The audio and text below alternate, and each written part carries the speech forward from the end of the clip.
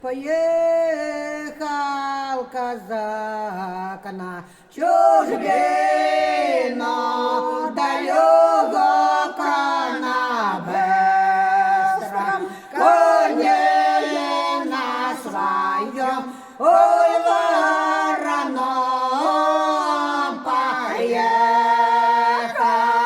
казак на чужбину,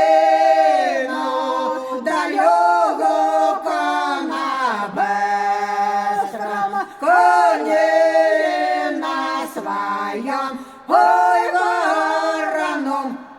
Он край свой родимый навеки спокоен улыбашне, вернется в отеческий дом. Он край свой родимый навеки спокоен улыбашне, вернется в отеческий дом.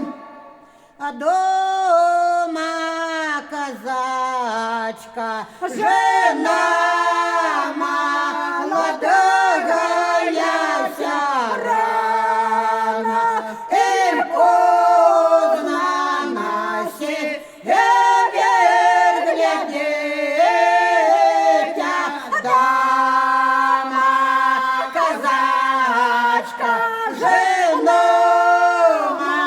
молодая вся рано, им поздно на север глядеть.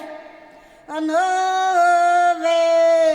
выглядая с восточного края, когда же мой милый ко мне прилетит, на выглядая с восточного края, когда